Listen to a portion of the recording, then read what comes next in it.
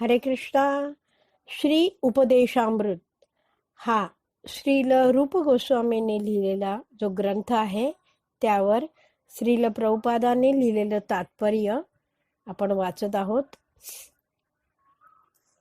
तर यामध्ये 11 श्लोक आहेत आणि या रूप गोस्वामींनी लिहिलेल्या 11 श्लोकांवर प्रभुपादांनी सुरेखरित्या तात्पर्य लिहिलंय आणि आपल्याला समजून सांगितलेलं आहे.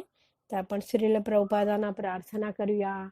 हे श्रील प्रभुपाद, आम्ही हा ग्रंथ वाचण्याचा प्रयत्न करीत आहोत, त्यासाठी आम्हाला आशीर्वाद द्या. आपण रूप गोस्वामींनाही श्रील रूप गोस्वामींनाही प्रार्थना करूया की आम्हाला तुम्ही आशीर्वाद द्या. आपण पहिला श्लोक वाचूया. वाचो वेगम मनसा क्रोध वेगम जिह्वा वेगम उदर उपस्थ वेगम एतान वेगान यो विषहेत धीरा सर्वामपि मां पृथ्वी सशिष्यात. भाषांतर. जो धीर मनुष्य वाणी, मन, क्रोध, जिव्हा, उदर आणि जननेंद्रिय यांचे आवेग सहन करू शकतो, तो संपूर्ण जगामध्ये शिष्य स्वीकारण्यास पात्र आहे. इथे गुरु कोण असावा हे सांगितलेलं आहे बघा, की एखाद्याला जर जगभर शिष्य स्वीकारण्यासाठी तो पात्र आहे, म्हणजेच तो गुरु आहे. तर गुरु कसा असावा? जे धीर आहेत आणि ते हे 6 जे दिलाय. वाणी, वाचो वेगम. वाचो वेगम म्हणजे वाणीचा जो आवेग आहे. आवेग म्हणजे वेग, जो इच्छा होते ना बोलण्याची, तसं प्रत्येक गोष्टीचे हे जे इच्छा आहेत ते वेग आहेत, आवेग. ते तो सहन करू शकला. हे बंद करता येत नाही, थांबवता येत नाही, पण ते इच्छा होणारच याची सगळ्याची. पण तो काय करू शकतो? आवेग जर सहन करू शकला तर तो संपूर्ण जगभर शिष्य स्वीकारण्यास पात्र आहे. तात्पर्य वाचूया आपण. श्रीमद भागवतात 6.1.9 आणि 10 हे परीक्षित महाराजांनी ह्या श्लोकाचा संदर्भ देऊन प्रभुपाद सांगतायत की इथे परीक्षित महाराज शुकदेव गोस्वामींना प्रश्न विचारतायत, त्याबद्दल सांगितलंय. श्रीमद भागवतात परीक्षित महाराजांनी शुकदेव गोस्वामींना अनेक विद्वत्तापूर्ण प्रश्न विचारले. या प्रश्नांपैकी एक प्रश्न असा होता की जर लोकांना आपली इंद्रिये नियंत्रित करता येत नसतील तर ते प्रायश्चित्त का करतात? जर इंद्रियांवर ताबा नाही तर प्रायश्चित्त का करतात? कारण जर इंद्रिय नियंत्रणात नाही तर प्रायश्चित केल्यावरही मनुष्य तेच कार्य पुन्हा करायला लागतो. पाप करण्याची वृत्ती नष्ट व्हायला पाहिजे. तर असा प्रश्न विचारला गेला. उदाहरणार्थ आता प्रभुपाद सांगतायत की हे जे पाप प्रायश्चित्त करतात पण त्यांची इंद्रिय नियंत्रित नाही आहेत, तर काय होतं वगैरे ही चर्चा सुरू झालाय. म्हणून प्रभुपाद उदाहरण देत आहेत आपल्याला चोराचं.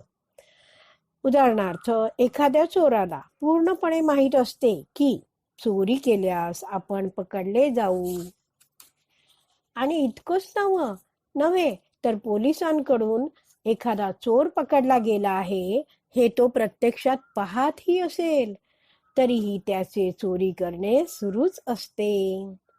पाहण्याने आणि ऐकण्याने अनुभव प्राप्त होतो.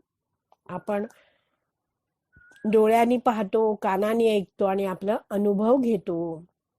अल्पबुद्धी मनुष्य पाहण्याद्वारे अनुभव प्राप्त करतो आणि त्यापेक्षा अधिक बुद्धिमान मनुष्य ऐकण्याद्वारे अनुभव प्राप्त करतो. बुद्धिमान आहे तो ऐकूनच अनुभव घेतो, पण अल्पबुद्धी आहे तो पाहतो आणि मग त्याचा विश्वास बसतो. तर प्रभुपाद आणखीन हे नीट समजावून सांगतायत हेच उदाहरण. जेव्हा एखादा बुद्धिमान मनुष्य न्याय ग्रंथ आणि शास्त्रांतून ऐकतो की चोरी करणे चांगले नाही आणि चोरी पकडली गेल्यावर चोराला शिक्षा होते, तेव्हा तो मनुष्य चोरीपासून अलिप्त राहतो. म्हणजे हा जो बुद्धिवान माणूस आहे तो ग्रंथातून वाचतो आणि शास्त्रांतून ऐकतो की असं चोरी करणं चांगलं नाहीये, शिक्षा होते, म्हणून तो आपोआपच चोरीपासून अलिप्त राहतो. अल्पबुद्धी मनुष्याला चोरी केल्याबद्दल प्रथम पकडून शिक्षा केली जाते, तेव्हा तो चोरी करण्यापासून परावृत्त होतो. जो अल्पबुद्धी आहे, ज्याला कमी आहे बुद्धी, तो काय करतो? चोरी करतो, त्याला पकडला, शिक्षा दिली, त्याला पोलीस ठोकतात, जेलमध्ये टाकलं जातं, आणि मग तो तेव्हा ठरवतो की आता पुन्हा कधी मी चोरी करणार नाही. तथापि परंतु एखाद्या मूर्खाला ऐकण्याचा आणि पाहण्याचा अनुभव असेल व त्याला शिक्षाही झाली असेल, परंतु तरीही तो चोरी करणे सुरूच ठेवतो. अशा मनुष्याने जरी प्रायश्चित्त घेतले आणि सरकारने त्याला जरी शिक्षा दिली, तरी तुरुंगातून बाहेर पडताच तो पुन्हा चोरी करण्याचे चालूच ठेवतो. हा आहे पूर्ण मूर्ख. ऐकून बघून स्वतः अनुभव घेऊन दंडित झाला तरी तो पुन्हा तेच करतो.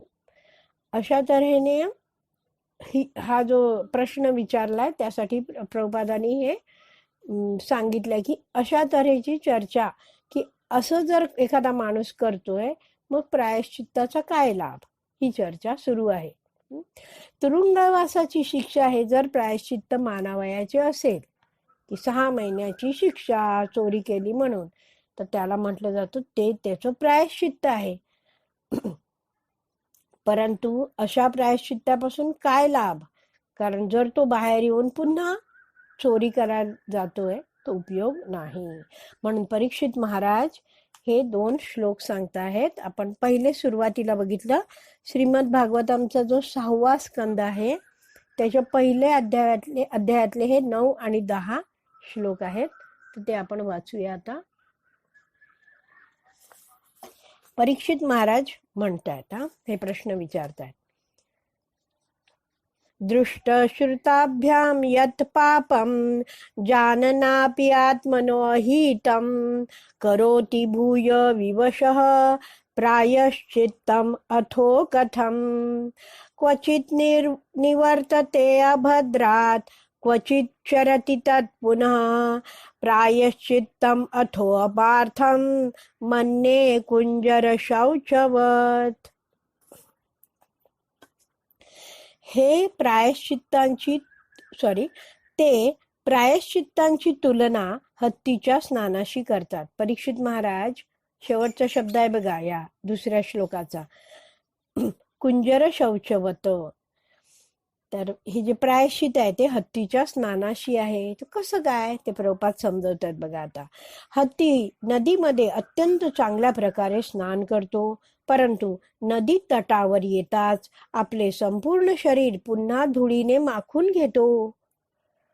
मग अशा स्नानाचा काय उपयोग आहे? असं तऱ्हेने परीक्षित महाराज उदाहरण देत आहेत की पुन्हा तो मागतोय, मग असं स्नान करून उपयोग काय, इतकं स्वच्छ स्नान करून. प्रायश्चित्तावर चर्चा सुरू आहे. त्यामुळे प्रभुपाद आता या पॅरेग्राफ मध्ये खूप सुरेखरित्या आपल्याला समजवतात. त्याचप्रमाणे अनेक आध्यात्मिक साधक हरे कृष्ण महामंत्राचा जप करतात आणि त्याचबरोबर अनेक निषिद्ध गोष्टीही करतात. निषिद्ध म्हणजे करू नयेत, जे वैदिक शास्त्र म्हणतं हे करू नका, तर त्या गोष्टी ते करतात आणि हरे कृष्णाचा जपही करतात. अशा लोकांना त्यांना वाटतं की आपला जप सर्व अपराधांवर मात करीन. पवित्र नामाचा जप करताना मनुष्याकडून ज्या 10 प्रकारचे अपराध होऊ शकतात, ज्याला आपण नाम अपराध म्हणतो, त्यापैकी हा एक अपराध होय. आणि याला म्हणतात नामनो बलात् यस्य ही पाप बुद्धिही. नाम के बल पर पाप करना, नामाच्या बळावर पाप करणे. अर्थात हरे कृष्ण महामंत्राच्या जपाच्या सामर्थ्यावर विसंबून पाप कर्म करणे असे म्हणतात. त्याचप्रमाणे काही ख्रिश्चन लोक आता हे समजवण्यासाठी नामाच्या बळावर पाप करणे ही जी वृत्ती आहे, म्हणजे मी पाप करेन आणि त्याच्यापासून वाचण्यासाठी थोडे मंत्र पण म्हणेन, तर अशीच वृत्ती आणखीन कोणात दिसते ते एक उदाहरण दाखवत आहेत प्रभुपाद. त्याचप्रमाणे काही ख्रिश्चन लोक आपल्या पापांची कबुली देण्यासाठी चर्चमध्ये जातात. कारण त्यांना वाटते की धर्म उपदेशकासमोर आपल्या पापाची कबुली दिली आणि काही प्रायश्चित्त घेतले की एका सप्ताहातील पापांच्या परिणामांपासून आपली मुक्तता होईल. आठवडाभर पाप केलाय, चर्चमध्ये गेले शनिवारी, धर्मगुरूंना सांगितलं असे असे माझ्याकडून पाप झाले, धर्मगुरूंनी त्यांना सांगितलं एवढा एवढा तुम्हाला दंड आहे, एवढे पैसे भरा, त्यांनी तेवढे पैसे टाकले दानपेटीत. त्यांना वाटतं आपण मुक्त झालो पापातनं. पुढे वाचते आहे.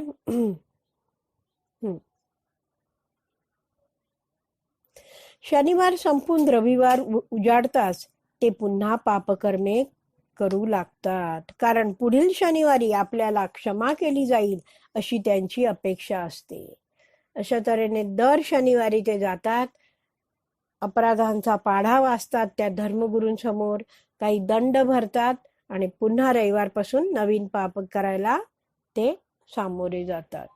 तर हे उदाहरण दिलेलं आहे. पुढे आहे, त्याच वेळी सर्वात बुद्धिमान राजे महाराज परीक्षित यांनी त्यावेळचे म्हणजे कधी, हे द्वापार युगातलं आहे, तर त्यावेळचे सर्वात बुद्धिमान राजे महाराज परीक्षित यांनी अशा प्रकारच्या प्रायश्चित्ताची निंदा केली आहे. असं जे प्रायश्चित्त घेतलं जातं त्याची निंदा करतात ते. तितकेच बुद्धिमान आणि महाराज परीक्षितांचे अनुरूप आध्यात्मिक गुरु शुकदेव गोस्वामी यांनी राजांच्या प्रश्नांचे उत्तर दिले आणि प्रायश्चित्तांसंबंधी राजांच्या विधानास पुष्टी दिली. परीक्षित महाराजांना मार्गदर्शन करतायत, श्रीमद भागवतम सांगतायत. ते कोण आहेत? बुद्धिमान आणि परीक्षित महाराजांना अनुरूप असे आध्यात्मिक गुरु आहेत त्यांचे शुकदेव गोस्वामी. त्यांनी व्यवस्थितपणे परीक्षित महाराजांच्या प्रश्नाचं उत्तर दिलं आणि समाधान दिलं आणि सांगितलं की तुम्ही म्हणता आहात की प्रायश्चित्तासंबंधी तुम्ही हे म्हटलं कुंजर शौचवत, हे अगदी बरोबर आहे. पापकर्म हे पुण्यकर्माने धुवून जाऊ शकत नाही. अतिशय महत्वाचं वाक्य. पापकर्म हे पुण्यकर्माने धुवून जाऊ शकत नाही. म्हणून आपल्यामधील सुप्त कृष्ण भावनेची पुनर्जागृती करणे म्हणजे वास्तविक प्रायश्चित्त होय. आपण काही पाप केलं असेल तर प्रभुपाद काय म्हणतात, आपण काय करावं? आपण सगळे जीव आहोत, प्रत्येक जीवामध्ये कृष्ण भावना आहेच, पण ती सुप्त आहे, झोपली आहे, ती जागृत करायची आहे. पुन्हा जागृती म्हणजेच काय आहे? प्रायश्चित्त आहे. आधी होऊन गेली पाप, कळत न कळत झाली, पण जेव्हा आपण अशी आपली सुप्त कृष्ण भावना एखाद्या भक्ताच्या कृपेने, भगवंतांच्या कृपेने जागृत होते, तेव्हा त्या मनुष्याला जाणीव होते की माझ्या हातून हे पाप झालं आहे, आता ह्यातनं मी बाहेर कसं पडू. आणि मग भक्त त्याला मार्गदर्शन करतात आणि मग तो जो भक्ती मार्ग स्वीकारतो, सगळी कार्य करतो, ते काय आहे? तो प्रायश्चित्त करतो आणि पुढे भक्ती करतो. वास्तविक प्रायश्चित्त म्हणजे वास्तविक ज्ञानाची प्राप्ती होय आणि याकरता एक आदर्श विधी आहे. जे आध्यात्मिक ज्ञान प्राप्त करायचं त्यासाठी आदर्श विधी आहे. आरोग्यविषयक, आता प्रभुपाद एक उदाहरण देत आहेत. आरोग्यविषयक नियमांचे पालन केल्याने मनुष्य आजारी पडत नाही. मनुष्याने आपले मूळचे ज्ञान पुनरुज्जीवित करण्याकरिता काही विशिष्ट तत्वांचे प्रशिक्षण घेणे आवश्यक आहे. अशा नियमित जीवनाला तपस्या असे म्हटले जाते. हे जे आध्यात्मिक जीवन जगण्यासाठी आपल्याला काय करायचं आहे? आपलं जे मूळ ज्ञान आहे, जीव आहोत आपण, आणि हे सगळं जे ज्ञान आहे ते पुनरुज्जीवित करण्यासाठी आपण प्रशिक्षण घेतलं पाहिजे, वरिष्ठांचं मार्गदर्शन घेतलेलं पाहिजे आणि कशी ही तत्व आहेत भक्तीतली ती शिकून घेतलं पाहिजे. अशा नियमित जीवनाला तपस्या असे म्हणतात. तपस्या मनोनिग्रह, इंद्रिय संयम, दान देणे, सत्य, स्वच्छता आणि योगासनांचा अभ्यास इत्यादी गोष्टींद्वारे मनुष्याला वास्तविक ज्ञानाची अथवा कृष्ण भावनेची प्राप्ती होऊ शकते. ही सगळी वरची कार्य सांगितली, ती करत करत गेलो तरी काय आहे, त्याला वास्तविक ज्ञान प्राप्त होऊ शकतं मनुष्याला. तथापि प्रभुपाद काय म्हणतात, परंतु शुद्ध भक्ताचा सत्संग लाभण्या इतपत जर एखादा मनुष्य भाग्यवान असेल, म्हणजे काय, एखादा मनुष्य आहे त्याचं भाग्योदय झालाय आणि त्याला शुद्ध भक्ताचा संग मिळाला आहे, तर तो मनुष्य योग अभ्यासाद्वारे मनोनिग्रह करण्याच्या सर्व पद्धतींच्या पलीकडे जाऊ शकतो. त्याला योग अभ्यासाद्वारे मनोनिग्रह करण्याच्या कोणत्याच पद्धतीचा स्वीकार करायची काही आवश्यकता नाही. त्याला शुद्ध भक्ताचा जो सत्संग आहे त्यामध्ये तो राहतो, त्यांचं मार्गदर्शन घेतो, भक्ती करतो, त्यांच्याकडून शिकतो. अशा रीतीने तो आपलं जीवन सफल करण्याच्या मार्गावर चालू लागतो. तर काय काय नियम पाळतो भक्तीमध्ये ते प्रभुपाद सांगतायत. त्या मनुष्याने केवळ आपले जे हरे कृष्ण मध्ये आपण जे 4 नियमांचं पालन करतो ते सांगितले आहेत, त्याने केवळ अवैध स्त्री संग निषेध, म्हणजे काय, व्यभिचार करू नये, मांसाहार निषेध, मांसाहार करू नये, नशा निषेध, नशा करू नये, आणि द्यूत निषेध, म्हणजे द्यूत जुगार खेळू नये, या कृष्ण भावनेच्या नियामक तत्वांचे पालन केले पाहिजे. आणि प्रमाणित आध्यात्मिक गुरूंच्या मार्गदर्शनाखाली भगवत सेवेमध्ये संलग्न झाले पाहिजे. 4 गुरु शिष्य परंपरा येतात. भगवान श्रीकृष्णांनी लक्ष्मी देवींना मार्गदर्शन केलं, तो झाला पुढे श्री संप्रदाय. ब्रह्माजींना मार्गदर्शन केलं, त्यांचा संप्रदाय झाला ब्रह्मा संप्रदाय. नंतर रुद्रांना मार्गदर्शन केलं, तो रुद्र संप्रदाय झाला. आणि 4 कुमारांना मार्गदर्शन केलं, ते कुमार संप्रदाय झाला. तर हे जे अधिकृत गुरु शिष्य परंपरा आहे, जे संप्रदाय आहेत, त्यातल्या प्रमाणित आध्यात्मिक गुरूंच्या मार्गदर्शनाखाली या भक्तांनी आलं पाहिजे आणि भगवत सेवेमध्ये संलग्न झालं पाहिजे. श्रील रूप गोस्वामींनी या सहज सुलभ पद्धतीची शिफारस केली आहे. रूप गोस्वामी सांगतायत की अशा रीतीने आपण भक्तीमध्ये प्रगती करण्यासाठी हे नियम पाळले पाहिजेत. अशा रीतीने ते आपल्याला मार्गदर्शन करीत आहेत. मनुष्याने सर्वप्रथम आता काय मार्गदर्शन केलंय ते, आता जो श्लोक दिलाय ते हळूहळू वेगवेगळ्या उदाहरणाने आपल्याला प्रभुपाद समजावून शिकवत आहेत. मनुष्याने सर्वप्रथम आपली वाणी नियंत्रित केली पाहिजे. वाणी, जिभेने आपण बोलतो, बोलणं जे जिभेने करतो त्याला म्हणतात कर्मेंद्रिय आहे जीभ, कर्म करते बोलण्याचं. तर ती वाणी नियंत्रित केली पाहिजे. आपल्यापैकी प्रत्येकामध्ये बोलण्याची शक्ती आहे आणि संधी मिळताच आपण बोलण्यास प्रारंभ करतो. जर आपण कृष्ण भावने संबंधी बोलत नसलो तर सर्व प्रकारच्या निरर्थक गोष्टींविषयी बोलतो. आपण हे जीवनात पदोपदी अनुभवतो. जर भक्तीविषयी आपण भगवंतांविषयी काही बोलत नाही आहोत तर इतर निरर्थक गोष्टींबद्दल बोलतो. त्याला प्रजल्प पण म्हणतात. शेतातील बेडूक डराव करून बोलतो, त्याचप्रमाणे जीभ असणारा प्रत्येक जण जरी निरर्थक बडबड करायची असली तरी बोलण्याची इच्छा करतो. प्रत्येक जण काय, उचलली जीभ लावली टाळाला, त्यामुळे काय, तो बोलण्याची इच्छा करतो.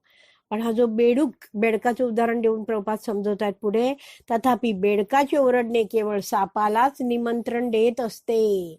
जरी बेडकाचे ओरडणे मृत्यूला निमंत्रण देत असले तरी त्याचे ओरडणे सुरूच असते. तो ओरडतच राहतो, त्याला माहितीच नाही कधी मृत्यू येऊन उभा राहिला आहे. कारण बेडूक ओरडतो तर साप त्या आवाजाने तेथे येतो, असं म्हटलं जातं. भौतिकवादी मनुष्यांच्या आणि मायावादी तत्वज्ञानांच्या बोलण्याची तुलना बेडकाच्या ओरडण्याशी करता येईल.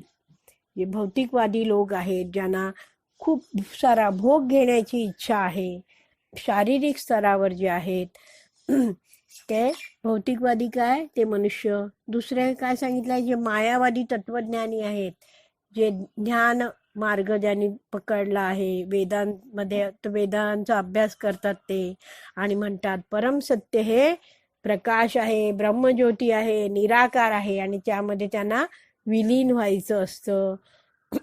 तर अशा त्यांच्या सगळ्या ज्या संकल्पना आहेत त्या अतिशय चुकीच्या आहेत. आणि आपल्याला असलेलं जे तुटपुंज ज्ञान आहे त्यांनी ते तर्क वितर्क करत असतात. तर हे जे दोन्ही प्रकारची लोक आहेत ते बोलतात, त्याची तुलना बेडकाच्या ओरडण्याशी करता येईल असं प्रभुपाद सांगतायत. हे जे लोक आहेत ते नेहमी अर्थहीन बडबड करीत असतात आणि अशा रीतीने मृत्यूच्या जबड्यात पडण्याकरिता मृत्यूला आमंत्रित करीत असतात. तरीही मायावादी जे तत्वज्ञानी आहेत, आपण आत्ताच बघितलं, त्यांच्याबद्दल सांगतायत. त्यांना वाटतं त्याप्रमाणे वाणी संयमित करणे म्हणजे मौन व्रत धारण करणे नव्हे. ते जसं म्हणतात की वाणी संयमित करणं म्हणजे मौन बसून राहणं, तर असं नाही आहे. प्रभुपाद म्हणतात काही काळाकरता मौनव्रत सहाय्यकारक ठरू शकते. काही वेळ काय मौन घेतलं तर सोपं पडतं, म्हणजे काही गोष्टीमध्ये आपल्याला शांती मिळते वगैरे आहे. मौनव्रत सहाय्यकारक ठरू शकतं, पण अखेरीस ते निष्फळच होते. श्रील रूप गोस्वामींनी निर्देशित केलेला संयमित वाणीचा अर्थ काय आहे बघा, प्रभुपाद समजवतात. हा अर्थ म्हणजे कृष्ण कथा करणे होय. वाणीचा वेग आवरणं म्हणजे काय करायचं, वाणीला दुसऱ्या सेवेत लावायचं, फालतू गोष्टी बोलू द्यायच्या नाहीत, कृष्ण कथा करणं. अर्थात भगवान श्रीकृष्णांचे गुणगान होय. गुणगान, कीर्तिगान, यशोगान म्हणजेच कीर्तन करणं, त्यांच्याबद्दल सांगणं, नाम जप करणं. जिभेद्वारे भगवंतांच्या नाम, रूप, गुण आणि लीलांचे महिमागान करता येते. कृष्ण कथेचा प्रचारक हा सदैव मृत्यूच्या पाशातून मुक्त असतो. जो भगवंतांचं नाम घेतो तो भगवत भक्ती करून शुद्ध होऊन तो भगवत धामात जाणार आहे. त्यामुळे तो सदैव मृत्यूच्या पाशातून मुक्त असतो असं म्हटलं जातं. वाणीच्या आवेगाचे संयमन करण्याचे हे महत्व आहे. वाणीचा आवेग संयमित केला आणि त्या वाणीला, त्या जीभ या कर्मेंद्रियाला बोलण्याच्या कार्यात लागायचं आहे, तर त्याला भगवंतांशी जोडलं.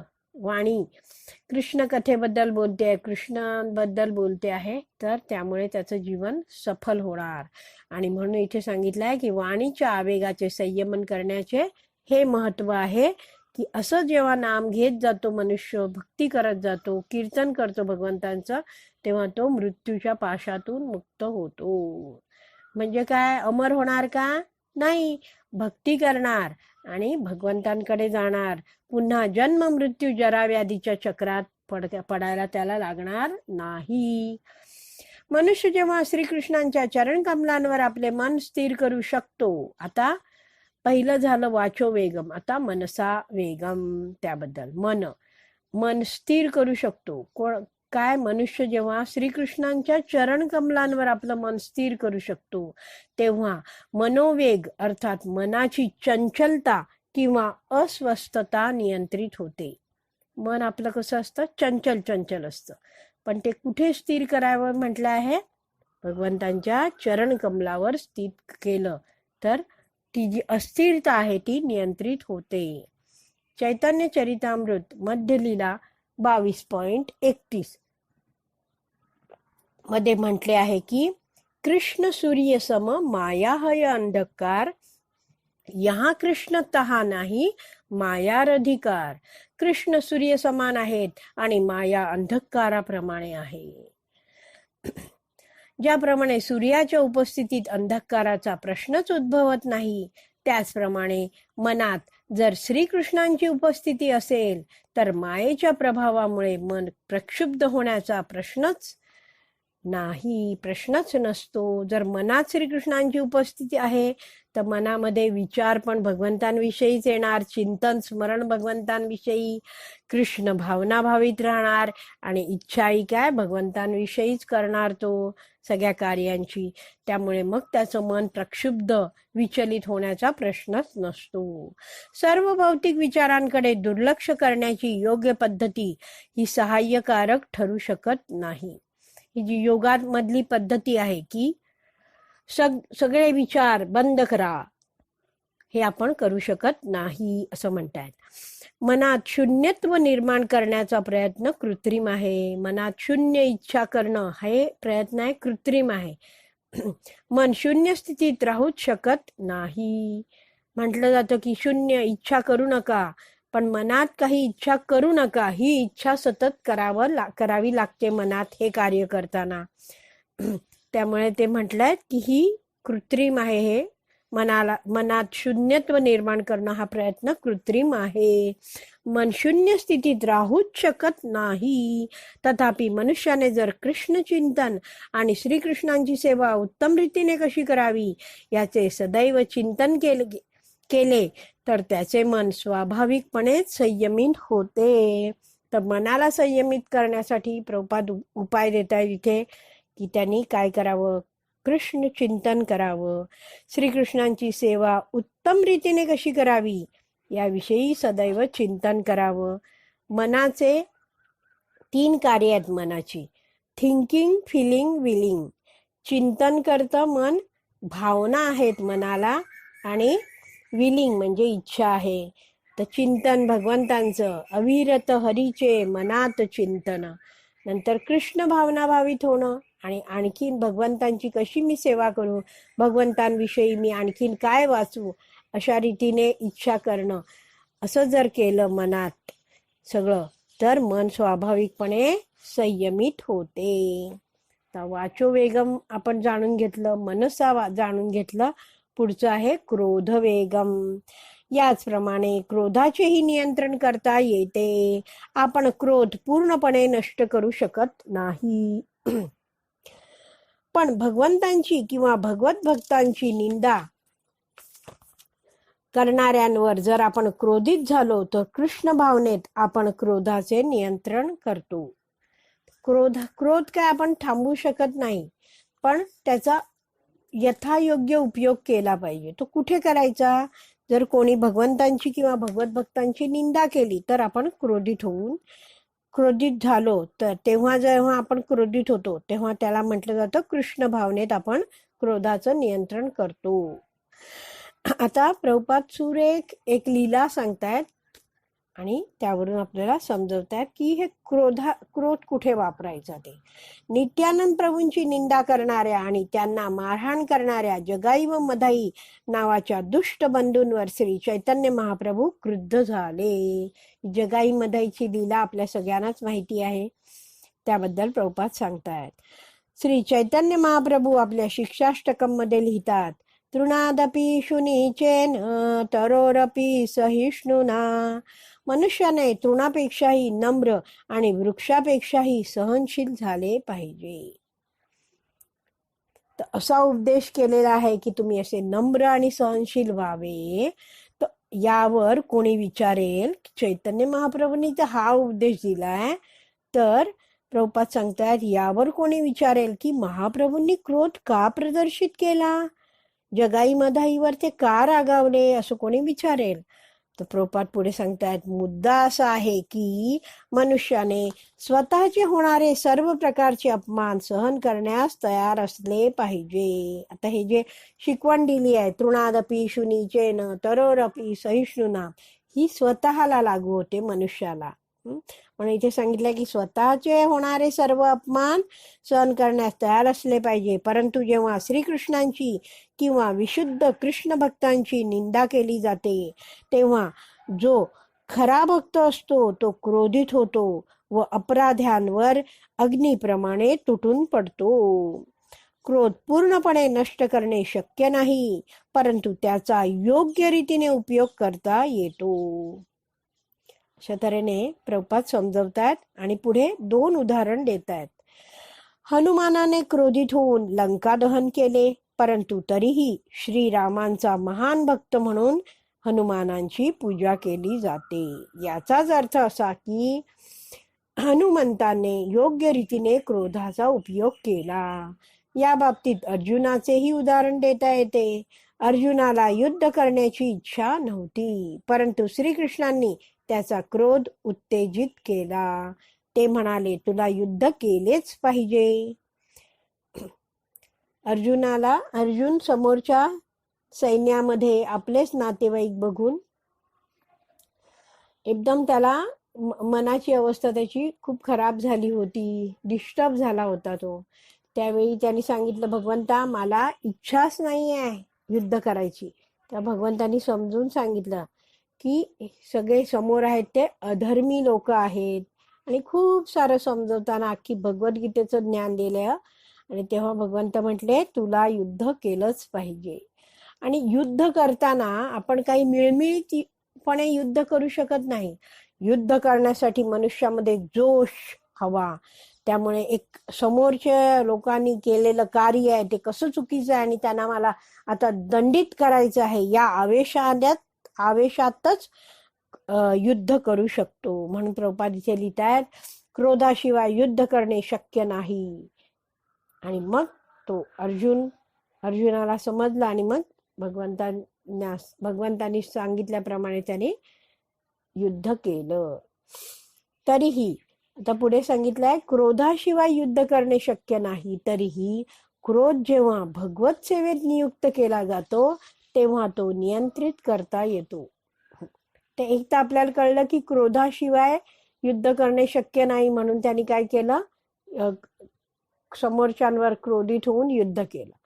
तर प्रभुपाद पुढे म्हणतायत की आपला जो क्रोध आहे तो जेव्हा भगवंतांच्या सेवेत आपण लावतो तेव्हा त्या क्रोधावर आपण नियंत्रण आणू शकतो. तर आपलं आतापर्यंत झालं वाचो वेगम, मनसा वेगम, क्रोध वेगम. आता जिव्हा वेगम. वाचो वेगमला आपण जीभ वापरली होती, पण जीभ आहे ती कर्मेंद्रिय म्हणून त्याच्याबद्दल आपण बोललो होतो. आता जिव्हा वेगम येते, ती जीभ आहे ज्ञानेंद्रिय म्हणून येते. जिव्हा वेगाविषयी सांगायचे तर आपल्याला सर्वांना अनुभव आहे की जिभेला रुचकर पदार्थ खाण्याची इच्छा असते. सामान्यतः आपण जिभेला तिच्या रुचीप्रमाणे खाण्याची मुभा देऊ नये. प्रभुपाद म्हणतात की काहीही खाण्याची इच्छा जरी जिभेने केली तरी आपण तिला तशी मुभा देऊ नये, तर तिला भगवान श्रीकृष्णांचा प्रसाद पुरवून जिभेवर नियंत्रण ठेवावे.